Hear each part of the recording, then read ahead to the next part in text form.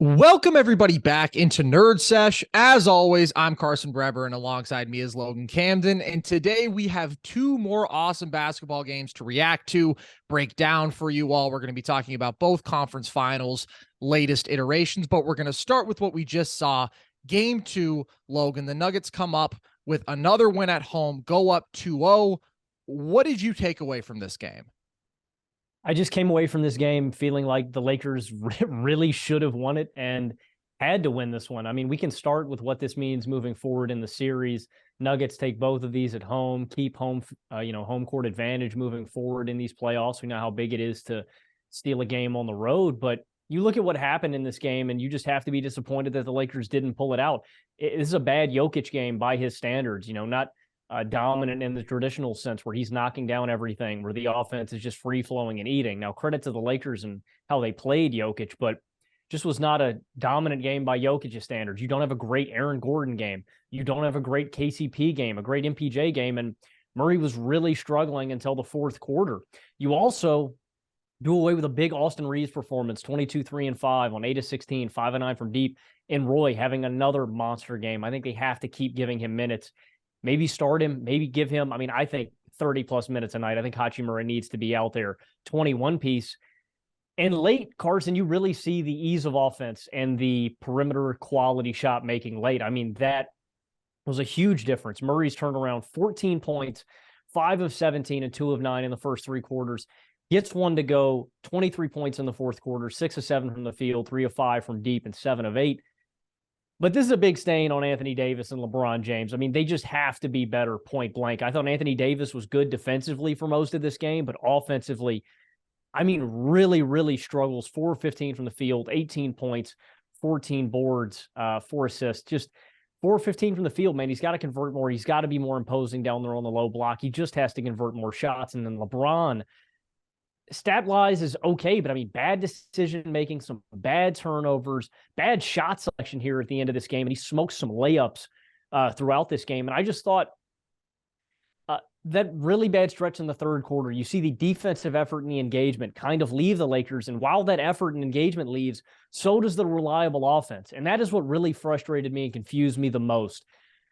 The Lakers did something in this game, did a couple of things that I thought would really lead to easy offense, and the Nuggets didn't really adjust. That was the high LeBron pick and roll was leading to easy offense, Jokic dropping, having something there in the lane where LeBron can just get downhill and go attack. It looked easy, and then they go away from it late. I get 1 or 2 possessions late in this game, and the bigger thing to me is why you're not running more pick and roll with D'Lo, with Schroeder, with any of these guys who are good pull-up jump shooters on this team against Jokic's man late. The Nuggets were consistently running drop in this game, Carson, and I don't know how you don't when your offense is sputtering. Completely sputtering. You're not getting anything to go. To me, that was the key, is running more pick and roll against Jokic's man. If he's going to run drop, I'll mention one of Carson's favorite stats in basketball history. Chris Paul averaged 11 mid-range points per game against Jokic when they matched up in the Western Conference Finals a few years back. Jokic he's not long enough to really recover. And if he's going to give you that, take advantage of it. That mid-range shot is going to be there all day long if Jokic is dropping. And that, to me, was the most frustrating thing, is Jamal Murray's going to get hot, right? Jamal Murray, he sees one shot go through, boom, he catches fire. But that's not an excuse for you not to attack what the Nuggets are doing poor defensively. And I also thought it was a bad adjustment too, Carson, from Darvin Ham, not keeping Jared Vanderbilt in this game. I thought he did a tremendous job on Jamal Murray throughout. And then, look, Dennis Schroeder is not a bad defender by any stretch of the imagination, but this was a really poor game for Murray. And leaving him, he just ate. This was not a perfect game from either team, and that's kind of why I was more disappointed with the Lakers, man. This one felt like this was a game that they could really easily steal. If LeBron was better, if Anthony Davis was better, and if they leaned into the things that Denver was doing defensively, I wanted to see more LeBron high pick and roll. I wanted to see them attacking Jokic in the drop late, and they just didn't. And this game really spiraled out of control. And again, man, the defense effort and engagement from the Lakers, from transition stuff early to late in this game when they're just a bunch of poor rotations. I'm really disappointed in LA, man. This is a game that I think they needed to steal to win this series, and I'm not as nearly as confident as I was at the start of this series, and I'm not as confident after this game. I think I might have to take the Nuggets after this one. That's interesting. I actually don't necessarily agree with a lot of what you've said. First of all, I thought that this was a good LeBron game, with the exception of smoking 3 wide open opportunities and settling too much. Like, I do agree that he was relying too much on the pull-up 3, which obviously he found more in that Warriors series, but he goes 0 for 6 in this one, and that was frustrating. But I did think was manufacturing good looks out of pick and roll. And even in a couple possessions in the last couple minutes, they create open threes out of LeBron pick and roll. Again, hunting Jamal Murray, right? Running pick and roll with either Reeves or with Dennis Schroeder. The last 2 just happen to be open threes for Anthony Davis in the corner, which you'll live with if you're the Nuggets defensively. But I thought he was very good in transition again. I thought that he had an incredibly impressive level of defensive activity. I mean, hedging out a pick and roll, just closing those passing lanes off to Nikola Jokic. All in all, he had that one incredible read on the Jokic attempted lob to Aaron Gordon that 95 out of 100 times is an easy dunk, and LeBron was aware of the tendency, made an athletic, impressive play. I thought he had his imprint on this game defensively. I thought he ran 18 pick and rolls in this game, which is probably the most we've seen from him this entire postseason. And he did have a bit of a facilitate first mindset, but he created good looks for his teammates. I think if you're going to pin this game on one of the 2 stars, it is obviously primarily Anthony Davis, but that was just a matter of shot making, really. And we know that that's a big reason that he can come and go. It's because he loves his short range floaters and push shots and his mid-range jumper. And he just had none of that in this game. So he was able to get to the line a decent amount. You know, he had another big rebounding day. He had some really impressive moments as a rim protector, but when he is just that off as a shot maker, it's impressive that they got this close. And it's a testament to Rui Hachimura, Austin Reeves, those guys continuing to step up and have pronounced impacts offensively. But on the flip side of this, yeah, the Nuggets didn't play their best basketball, certainly. The barrage, though, was really impressive, and that is part of what makes this offense so special. It's the reason I think it's without question the best in the league. Yes, they have the best offensive player, and to me, best player alive. I honestly believe Nikola Jokic is right now in the midst of one of the 5 highest offensive peaks we have ever seen. He is a one-man machine. But it is special to have the ability for any stretch to rely on this insane pull-up jump shooting from Jamal Murray, or to just run a handoff for MPJ and know that he's going to hit that 3 with 40+% efficiency. Because I don't agree with you that this was a bad Jokic game. I actually thought he was pretty good for most of it. Not defensively. I thought he was just a negative on that end in this one. And I wish that he had been more aggressive offensively in that first quarter. There were a couple times where he's curling around screens or where he's getting looks out of pick and pop, and it's never going to be his instinct to shoot. But sometimes it's like, yo, you're 50% from mid-range, you're 40% from deep. Take the open look. There were 2 in this one where he hesitates and then he ends up taking the same look, but now it's contested. And it wasn't his most spotless game overall as a shot maker. He had a couple more instances where he tries to fit a pass in there and it results in a turnover, which I think the Lakers largely deserve credit for their defensive level and their length and all that. But the point is that he has special offensive weapons alongside him. And of course he amplifies those guys, but I was scared just for those couple minutes in this fourth quarter where Jokic went to the bench, because we saw how disastrous that brief shift was in the second quarter when they sent both Jokic and Murray to the bench. There was a complete lack of offensive direction. And like that, it's a 7-0 run. They bring Murray in to mitigate the damage a bit, but it's still not ideal. But just to have that stretch in the fourth quarter where Jamal Murray cannot miss, that's really the reason that they won this game. And I don't know that that's something that the Lakers are at all at fault for. So I kind of felt like neither team threw their best punch. Yeah, this is a missed opportunity for the Lakers because they were up for the majority of this game. Obviously, you do have a real off night from Anthony Davis, and you have to steal one on the road at some point in this series. But I felt like the Nuggets went out and took this game. And Jamal Murray especially, this is what he's capable of. Pure shot making translates. It always has and it always will. And that's the reason that Jamal Murray is one of the biggest playoff risers we've ever seen. He is an unbelievable shot maker with an incredibly versatile array of ways in which he can kill you. He can take you to the post as a bigger guard and knock down those turnarounds. His mid-range pull-up shooting game is sensational. His beyond the arc game in every way is sensational. And we saw it tonight in that fourth quarter. Yeah, and I didn't mean to say that this was a flat-out bad performance from Jokic. I think this is a bad Jokic game by his standards, and I think it is because of a few things you laid out too. I wanted Jokic to be a little more physical, be a little more aggressive. When he gets those open looks on the perimeter, and he did hesitate. I think he had LeBron on him one time where he's like, I don't know.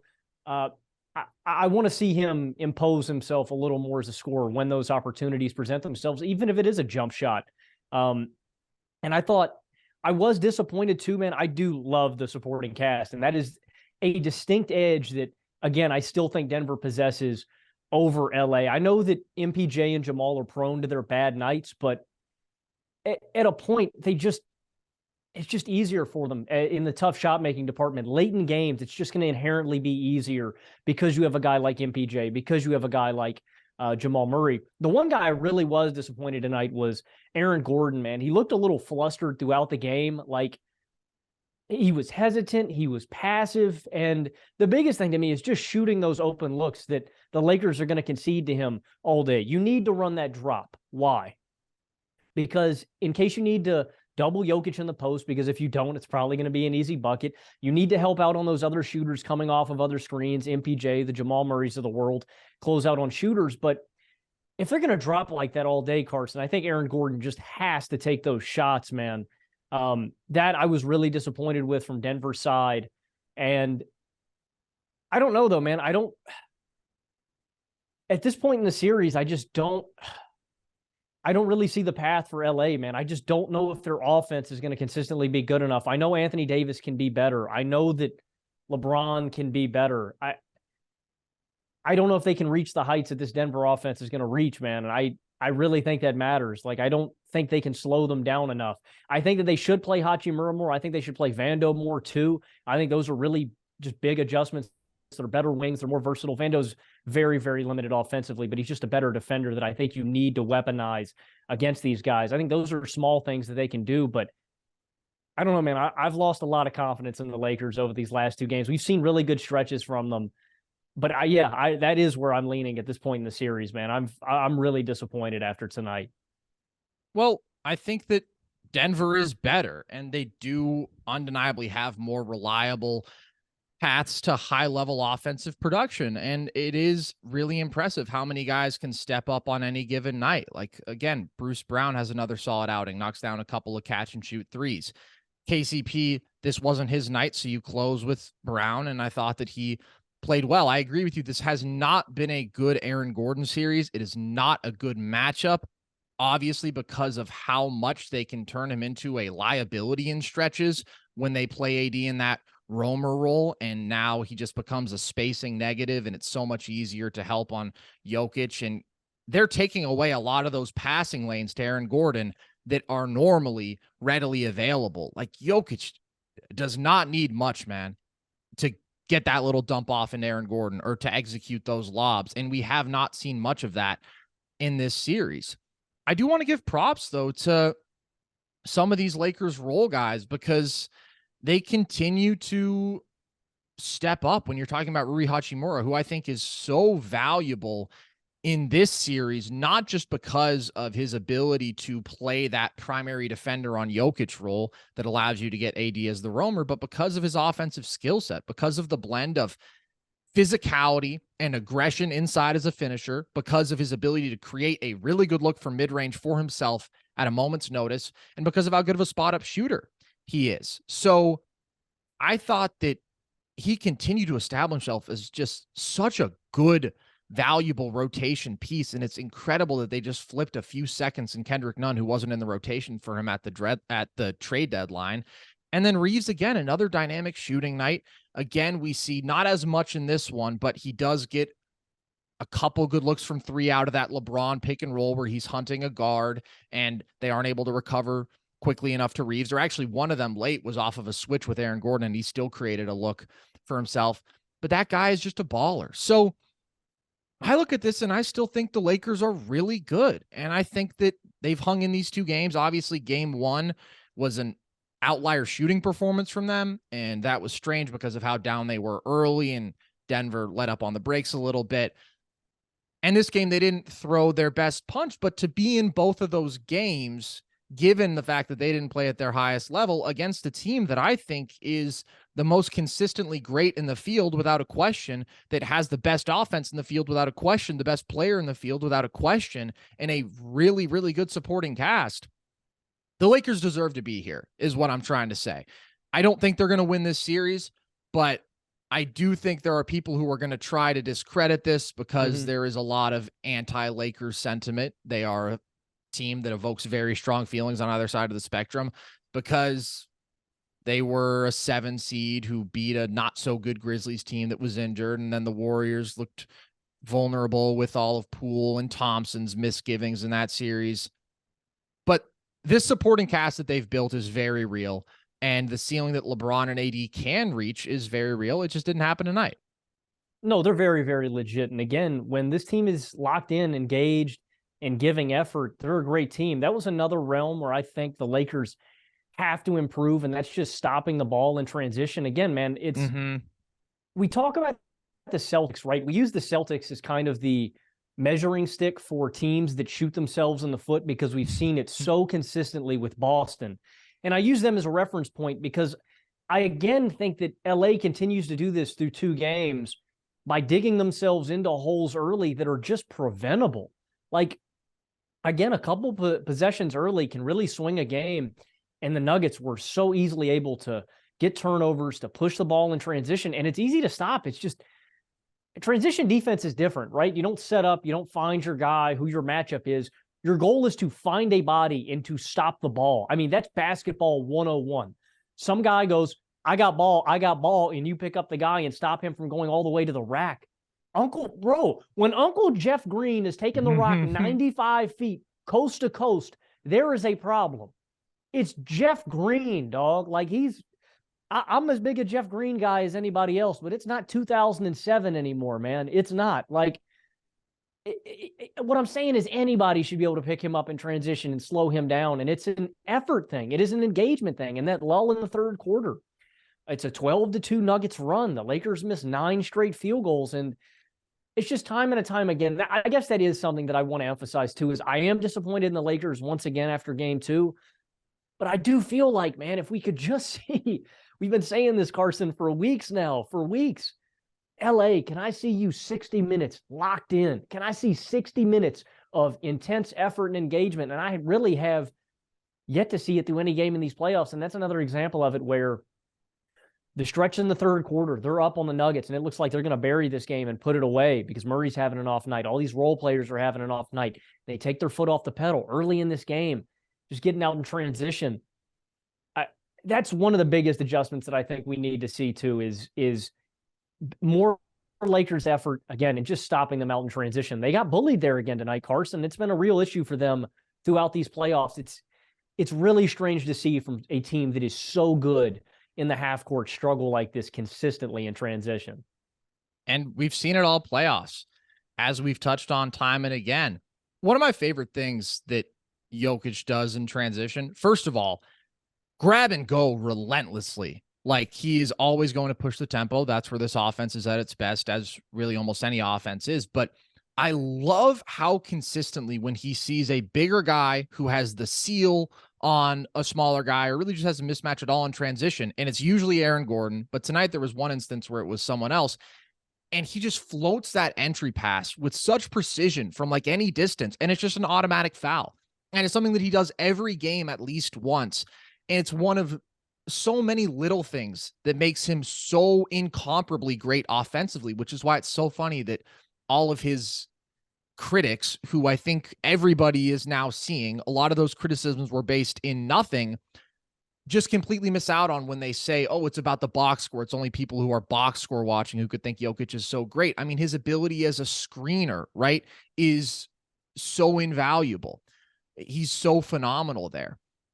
And he just sees and processes the game at another level, and really is a couple of touch shots away from having another 30-point monster triple-double in this one. And again, I thought that defensively he was not as engaged as he needed to be.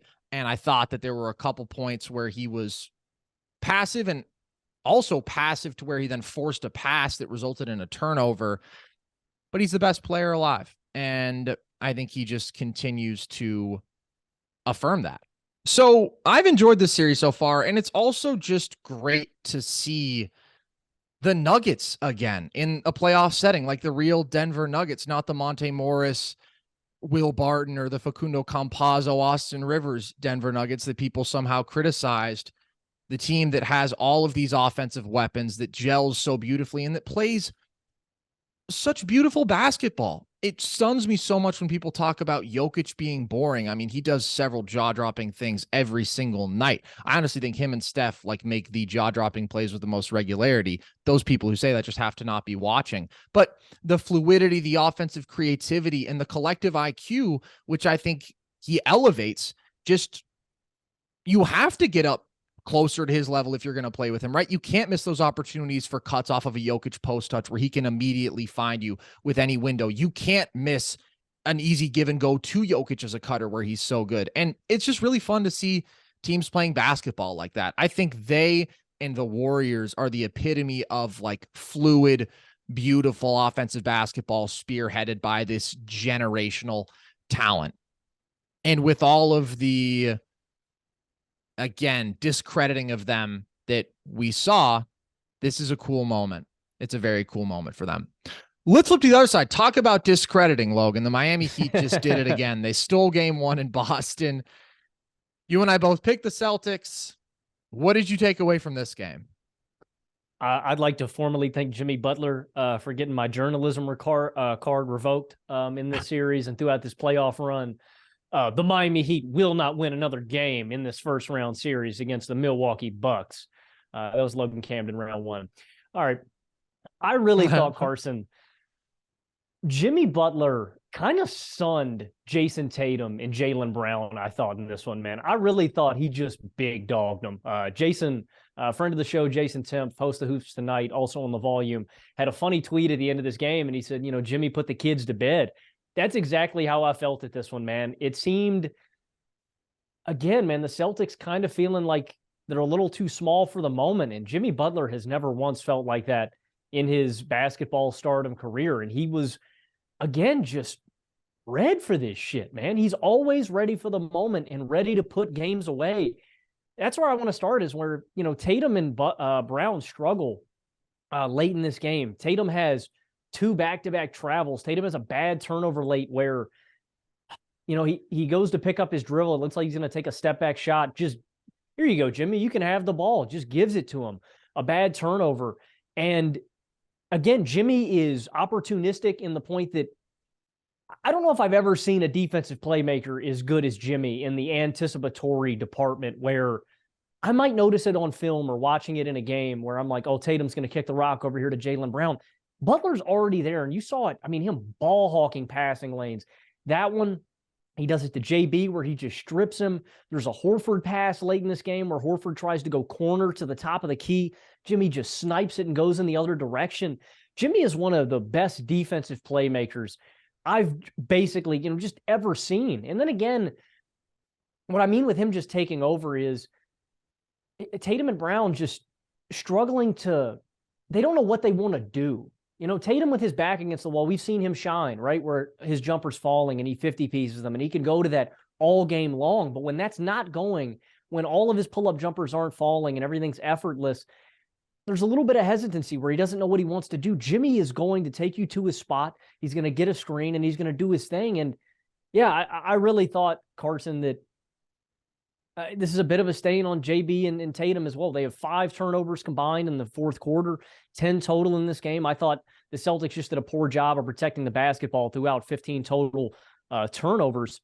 And I really thought this offense stagnated in the second half. They get back into their bad tendencies, 5 of 16 from behind the arc in the second half. And I just think they need to run more pick and roll. They need to attack downhill. They need to stick to their game plan, and they need to attack the schematic mismatches that they have in this series. In the first half, Carson, they outscored Miami 40-16 in the paint. I mean, a bludgeoning. Tatum has 12 points inside. Brown has 10. And you saw it a lot. Jaylen Brown getting Gabe Vincent on him, or Max Strus, or Caleb Martin. These are things that you can easily exploit if you're Boston, because you have two really strong, capable ball handlers who are great at finishing, great at getting downhill. And that should be your primary focus on offense. Don't settle for threes, because, again, in the third quarter, it's one pass. Oh, let me take a catch and shoot three. That's not good offense, man. A Marcus Smart, one pass. I don't know if you guys have ever seen the movie Coach Carter, right? The rule was 5 times. The ball needs to get kicked around 5 times before we take a shot. Now, Timo Cruz wasn't really like that. He liked to take 1 dribble or 2 dribble and go shoot that ball, but that fundamentally, it's not good offense. I don't want Al Horford to get the ball in the corner and then one kick it to Marcus Smart and take a shot. You have things that you're good at, and you have mismatches that you can attack on the floor if you just use a pick and roll or use a screen. Do that, Boston, consistently. Don't settle. And so I think we saw a lot of bad Boston again tonight, Carson. I think we saw them lull their offense to sleep, stagnate, take a lot of bad threes. I think we saw Tatum, who wasn't on the floor for the start of the fourth, that I thought was an issue. He attempts 4 shots in the second half, doesn't attempt a single shot in the fourth quarter, can fade away. So we saw a lot of their bad tendencies. And then I do want to give a lot of credit to Jimmy Butler, again, for what he did in this game. I want to give a lot of credit to Bam Adebayo, too, who was aggressive, was physical. The Celtics were giving him those mid-range touch shots. He was hitting them, and he wasn't hesitant about it. He was much better just about going up hard with the rock. And I want to give credit to Eric Spoelstra, too, man. They called a timeout immediately in the fourth when the Celtics went on that 4-0 run, or 7-0 run, excuse me. Something Missoula didn't do for the entire third quarter. They got 45-piece and decided, oh, yeah, we're just going to let my boys get ran here in the third. And in the second half, Spoelstra loaded up the paint more. Yes, I was disappointed in Boston not getting downhill more, but with the 2 big lineup, they took any non-shooter in the corner, any guy in the corner, they slid that guy down to the baseline, and they loaded up the paint a little more to stop them from taking it away. So I thought a lot of the keys that you laid out, Carson, before this series, Jimmy Butler played better than anybody on Boston. We got great Bam Adebayo. We got great Eric Spoelstra schematically, and we got a lot of bad Boston in this game. So, yeah, those are really my big takeaways, man. I think Boston can be better, and I expect them to be better, but Miami continues to do the things that win them games, and they continue to stick to their identity, and it works. Absolutely. They did the key Heat things that win them so many games, but this really was a tale of 2 halves. And the first half, Boston was clicking offensively, largely because of what you mentioned, with their willingness to attack the paint, to exploit their advantages in terms of size and athleticism. I mean, they had 40 points in the paint in the first half, which is their most of any game this season. It was Jalen and Jayson attacking those guards who, as you mentioned, just can't hang with them physically. I thought Tatum was splitting defenders beautifully. He had awesome control in traffic. I thought that they were finishing well against Bam Adebayo, who I thought had a fantastic defensive second half. It wasn't necessarily doing much wrong in the first half. It was just great, aggressive Boston. But like, everybody was hitting that paint. Brogdon was getting penetration with his quickness. Marcus Smart was making awesome reads, 9 assists in the first half here, finding the roller consistently, making great drive and kick finds. Robert Williams was pretty effective in that first half. If it was second chance opportunities where he had a couple of buckets in the opening minutes, or getting good looks off of Bam aggressively helping or being engaged in pick and roll. And again, Smart was making those awesome reads to the roller. They were just cooking, and then Bam went out, and the Heat looked hopeless for that brief stretch in the second quarter. They have 3 straight possessions, the Celtics, where they just get layups. And so you're at a point where you're up 13. It feels like a beautiful first half from them. And then the third quarter, like, everything flips on its head. Now you have a few really dumb Celtics turnovers. As you said, they stop creating the same quality of shots. They stop attacking downhill more. And yeah, the Heat were loading up the paint, but Bam was also pretty consistently parked in the paint in the first half. Maybe it was a little bit more so in the second, but they just stopped trying to create. penetration. Now, Bam did take a couple things away, took a couple lobs away. All of that is true, but some of that is certainly on the Celtics themselves. And then you have the effort category that we always talk about Miami dominating. 9 second chance points in that third quarter specifically. You have great Heat shot making, which we know they're capable of from the perimeter. They go 6 of 9 from deep, and you also have a little bit of overhelping from Boston, not recovering sharply to shooters, so they get some open looks from deep for some really good guys. You have the Heat being relatively opportunistic in transition, semi-transition situations. So all of a sudden, this game's entirely flipped on its head, and then you do have a couple good Jalen moments early in the fourth quarter where he's back to weaponizing his athleticism. He's getting good looks in the paint. And then you just have another humiliating demise. 4 turnovers in 5 possessions, 3 of them by Tatum, all of them by just his own fault, stupidity. Like, his ability to have his court vision at sometimes look well above average and at other times just disappear is remarkable. Like, that ball that he threw to Jimmy, sure, Jimmy anticipated well, but I mean, he was right there in the passing lane and it just basically went to him. He was a caricature of himself is what I said in that moment. Like, every bad Jayson Tatum that you can think of, disappearing as a scorer, making horrible decisions with the ball, that's what showed up in the fourth quarter. And it's a reality with this team. I also thought Jaylen Brown's 6 turnovers in this game were inexcusable. And honestly, I thought Marcus Smart could have dictated more as this game went on, because I do think there are times where his playmaking value, his ability to get this offense some direction, it's just better than bad Tatum and Brown possessions. It's something that I've also noticed throughout these playoffs and with the Celtics, Carson. It's almost like at times they have an excess of riches. They have a wealth of creators, but it's in a bad way in the sense that this offense can get directionless, and there's not a clear established hierarchy on this team, right? Like, we all know that Jayson Tatum and Jaylen Brown are the 2 best on this roster, but some possessions it's, oh, Derek White wants to take this one. Oh, Malcolm Brogdon wants to take this one. Oh, Marcus Smart. And so that can have its negative effects as well, man, where everybody kind of wants to get theirs and everybody wants to create. Obviously, that's an issue that you want to have, right? You want to have a lot of guys who can do everything, but I think it can hurt this team and make them directionless for periods of time in this game. Something that I do think they need to get away from, I think you're right, Marcus Smart has looked tremendous recently too, attacking in last series, getting downhill in this one. Sick playmaking, dude, sick passing. It's not every game that you see this from Marcus Smart.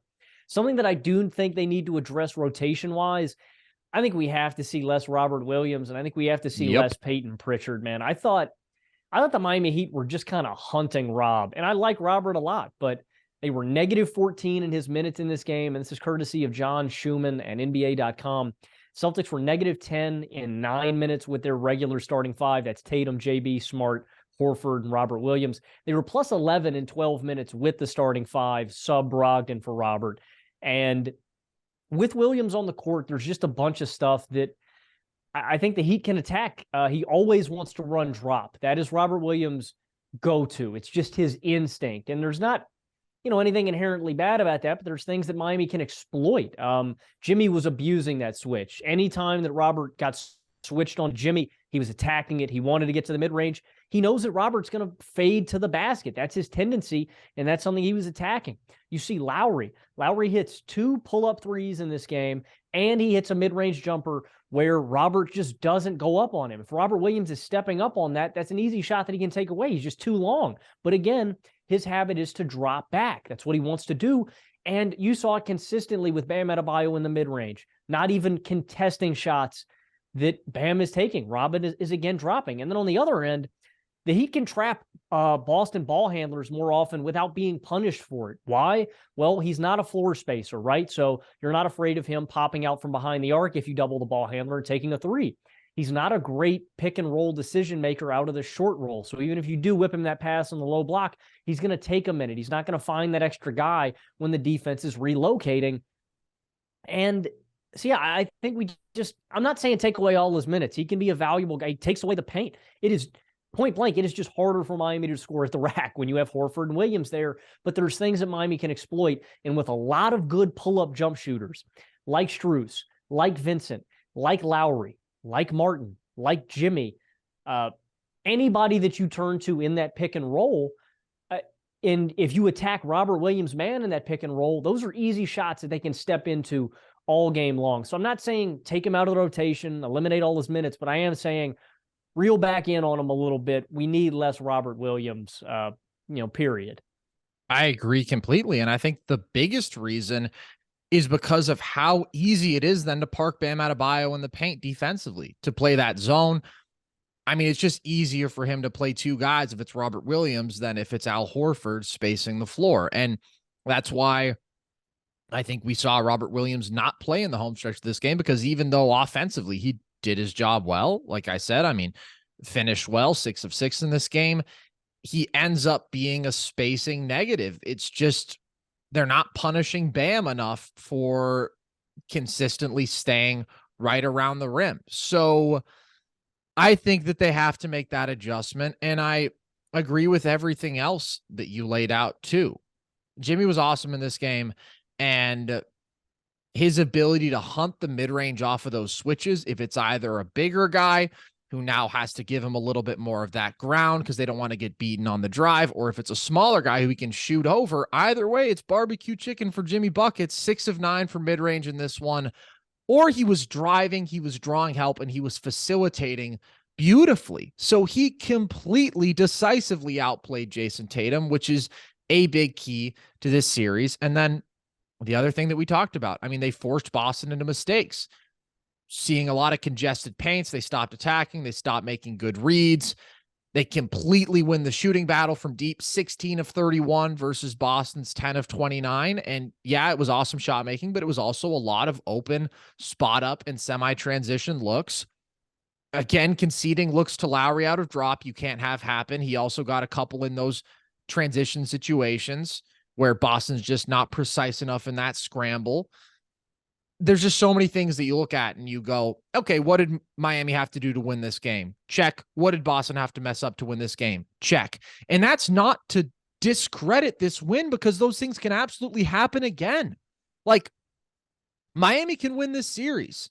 I still don't think it's the more likely outcome, but they can win this series, especially with Bam playing at this level where defensively he's always going to be a top 5 player alive. But like you said, when he is using his physicality to get to his spots, he's got that awesome touch shot making. When he is taking those looks when they're conceded to him, I mean, he's a top 20 player, clearly. So this is a troubling loss for Boston on their home floor. There's no doubt about that.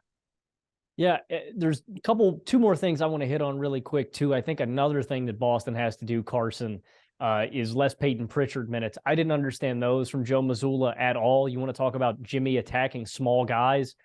It was Pritchard, man. I mean, Pritchard is a defensive liability, and something that I've learned throughout these NBA playoffs and my time watching basketball. If you have any defensive liability on the court, good teams are going to hunt that and exploit it, and that's exactly what happened. And then it'd be one thing, right, if Peyton was this defensive liability that could bring a lot offensively, if he was great out of the pick and roll with great change of pace. All he brings you is really catch and shooting. I mean, he's not creating for himself. So I would just eliminate those minutes. I don't like Grant Williams' minutes either. I think Grant kind of looks like the Michelin man.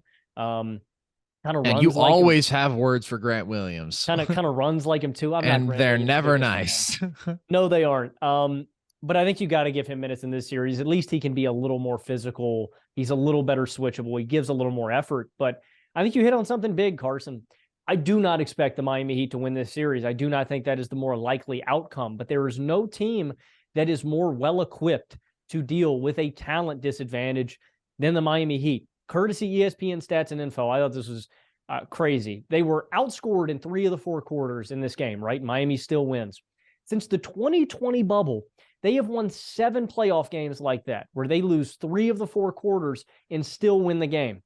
Carson, the rest of the NBA has 7 of those games combined. I mean, that just speaks to the Heat's consistent effort, relentlessness, resilience, perseverance. This is a team that you are never going to be able to kill. The Miami Heat will not go down. They will not put their heads down. They're going to keep pushing. and you just can't put them to sleep. And that is the one advantage that I will give Miami, man, that grit, that intensity. It's how they've won all of their games in these playoffs. That is how they're going to continue to win games in these playoffs. And this is a Boston team that'll put their head down at times. It'll get dejected. That'll, get down on themselves. Miami doesn't do that. They come back strong, and they never give up, man. They're like, they're like prime John Cena, man. They just never give up. Amen. And they have hustle, loyalty, and respect as well. The Heat are just, you can't kill them, man. This is how they win games. They did it again tonight or last night. It's crazy. I mean, if there's any team that is going to be able to pull an upset like this, it's Miami. I agree. My expectation, though, is that we see Boston play a lot more 5-out, a lot less Robert Williams. Hopefully, for their sake, they reach that drive and kick ceiling that we saw. They were able to consistently create penetration early in this game. It just wasn't a very good shooting game for them. It was an unbelievable shooting game for Miami. You have to think some of these things regress to the mean a bit more, and the talent advantage does materialize. But if it doesn't, then Miami Heat fans, I am sorry. I am a fool. And you guys are just playing basketball by different rules than anybody else. And you're out executing, and Jimmy is a superhero, and Spo is a super genius. And all of a sudden, Kyle Lowry looks like a good basketball player again when he was like embarrassingly bad this regular season and last playoffs. And Tyler Hero's not out there, man. What the heck? Tyler Hero's not out there. Duncan Robinson comes off the bench. Not that he did anything in this game, but he's had a couple big shooting performances. Kevin Love off the buyout market is legitimately awesome. The undrafted boys, like, they're just different, man. The Heat are different, and we should know by now. So we'll see if they can pull it off again. Game 2 is going to be interesting. That's going to do it for us here today, though. We will be back after Game 3 of Lakers Nuggets on Saturday, reacting to the games that we're going to see over these next 2 days. So if you enjoyed this one, you can find us on YouTube on the volume page. You can also listen to the podcast across audio platforms. You can follow us on social media, TikTok, Instagram @NerdSesh, Twitter @nerd_sesh, and you can join our Discord if you just want to talk sports with us at any time. That's at the link tree in any of our bios across our social handles. So with that, as always, appreciate you guys. Keep enjoying the basketball, because what an awesome postseason this is, truly. I've been Carson Braber. I've been Logan Camden. And this was Nerd Sesh.